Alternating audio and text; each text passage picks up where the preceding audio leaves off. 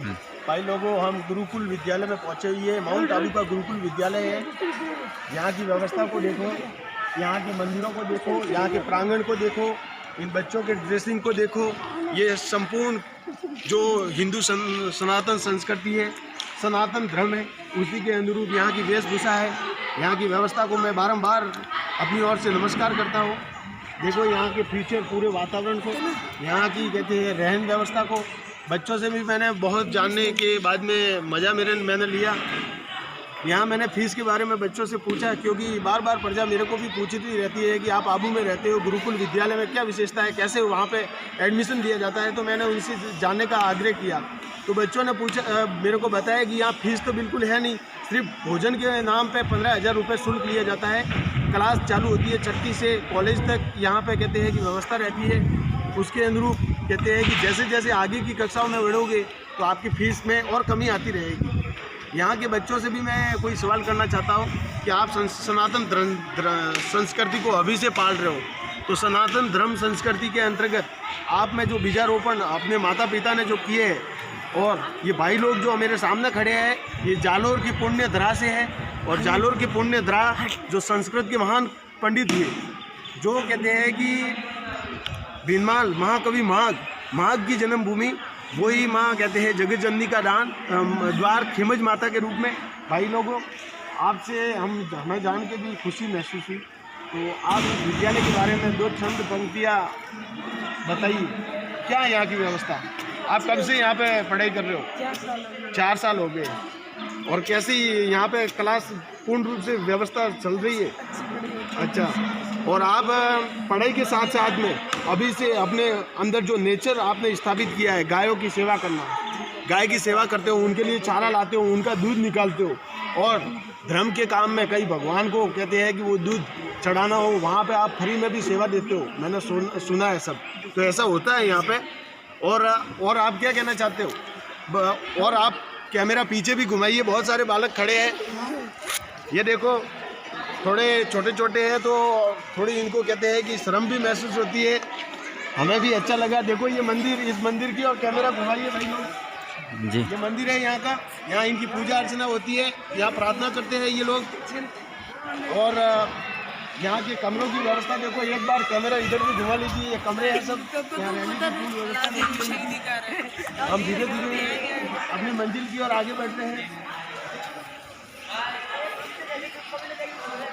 ये उस विद्यालय का गेट है। इस विद्यालय की जो महिमा किस नाम से प्रजा के बीच में, 8 गुरुकुल महाविद्यालय आबू पर्वत। ये बच्चे हमारे स्वागत के लिए बाहर खड़े हैं, नन्हे मुन्ने बच्चे। इनसे मिलके भी हमारा हौसला अफजाई हो गया। देखो इनके मुख में बहुत खुशी है। ये सब सभ्यता को संभालने वाले महापुरुष है। यहाँ के और भी व्यवस्था देखो, जहाँ गाय रहती है, उस गायों के कहते हैं मैं दर्शन करवा लूँगा। यहाँ की गार्डन व्यवस्था देखो, हरियाली से आच्छादित पेड़ नजर आ रहे हैं। देखो पहाड़ जिनमें बादलों की घटाई छाई हुई। और हम यहाँ पे चंद समय के लिए कहते हैं कि मेरे भाई मेरे को लेके आए। हमें उस व्यवस्था को जान के बहुत अच्छा लगा। यहाँ गायों के रहने की व्यवस्था है। यहाँ गाय अपना विश्राम देती है, ये बच्चे उनका दूध निकालते हैं, उनके कहते हैं कि गोबर उठाना, सब प्रकार की व्यवस्था इन बच्चों के हाथ में है। तो हम आपको गायों तक लेके जरूर पहुँचने वाली है। ये गायों के कहते हैं खाने का भोजन इसमें रखा हुआ है, इसमें भी भोजन रखा हुआ है। देखो ये गायों का वाड़ा है। अधिकांश गाय तो सामने चली गई है, कुछ गाय यहाँ पे खड़ी है। तो हम गौ माता को भी पुकार करेंगे। गौ माता नमस्कार है हमारा, बहुत ही आप सनातन धर्म की संस्कृति और हमें तुम नमन कर रही हो। जय हो जगत जननी गौ माता की जय हो। गौ माता को भी आप साथ में ले लीजिए। भाईजान, आप हमारे कैमरे को कहते हैं शूटिंग की लेने वाले हो, आपका भी हम तहे दिल से आभार करते हैं। गौ माता के ये रहने की व्यवस्था को भी मैं बार धन्यवाद करता हूँ, क्योंकि ये व्यवस्था देखने वाले, करवाने वाले सब सनातन धर्म संस्कृति लोग हैं। और इन्होंने जो व्यवस्था कायम की है, यदि इन गुरुकुलों का निर्माण नहीं होता तो आज जो धर्म संस्कृति चल रही है एंग्लो इंडियन पूर्ण रूप से हो गई है। परंतु कुछ बुद्धिजीवी लोगों ने इस धर्म संस्कृति को सदा के लिए आच्छादित करने के लिए अपना सर्वणीय योगदान दिया है। हम एक यहाँ पे भाईजान खड़े हैं, उनसे भी मिल गए हैं। भाई साहब, आप यहाँ के सेवार्थी हो, कितने वर्षों से सेवा में लीन हो? 5-7 करीबन कितनी गाय है आपके पास में? अभी 15 गाय दूध देती है। 15 गाय दूध देती हाँ, और 17 गाय बिना दूध वाली है। हाँ, सब कुल मिला के 50 गाय। आप तन मन धन से यहाँ सेवा करते हो। कहाँ से हो मूल रूप से? सिरोही से। ये सिरोही डिस्ट्रिक्ट के अंतर्गत आपको आबू राज में जो सेवा का मौका मिला है, मेरे हिसाब से उससे बड़ा मौका नहीं हुआ है। बच्चे भी बहुत अच्छे संस्कारों से परिपूर्ण है। और ये दूध जो है हाँ, बच्चों को पीने में आता बच्चों के पीने में आता है और भगवान के काम में लगता है। इसके अलावा ये दूध और कहीं जाता नहीं है। क्योंकि ये खुद बात देते गाय इसलिए रखी है क्योंकि बच्चे अभी कहते हैं कि छोटे हैं, उनकी नींव इतनी मजबूत बन जाए हाँ। कि वो कभी भी एंग्लो इंडियन सभ्यता, विदेशों से जो सभ्यताएं आ रही है, बोले कि वो दंत मंजन करना, फलाना, वो घी, वो डाबर, उनको बिल्कुल त्यागना है और अपने भारत की संस्कृति जो बहुत पीछे चल रही थी, उसी संस्कृति को आज भी अपनी दुनिया में अग्रसर करना है। हिंदू संस्कृति का डंका बजाने के लिए है। तो भाईजान, आपसे मिलके हमें बहुत अच्छा लगा। और एक बार कैमरा उधर भी लेके जाइए।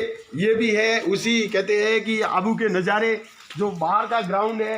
आर्ट्स गुरुकुल महाविद्यालय को मेरी ओर से बहुत बहुत साधुवाद प्रणाम करता हूँ।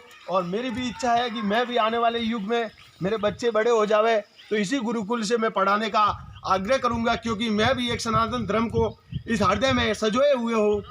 मेरा एक ही उद्देश्य रहेगा कि मेरा ये जो चैनल है, ये प्रजा के बीच में ऐसी महान जगह को प्रजा के बीच में लाना। तो मेरे चैनल को प्रजा के बीच में इतना फॉरवर्ड कीजिए, इतना लाइक प्रेषित कीजिए और घंटी बेल आइकन को बटन को दबा के आगे से आगे फॉरवर्ड करते रहिए। जय माता जी, जय आबूराज, जय अर्बुदाचल पर्वत, जय बजरंगबली। मेरे भाई लोगों, सभी को नमस्कार, जय हो।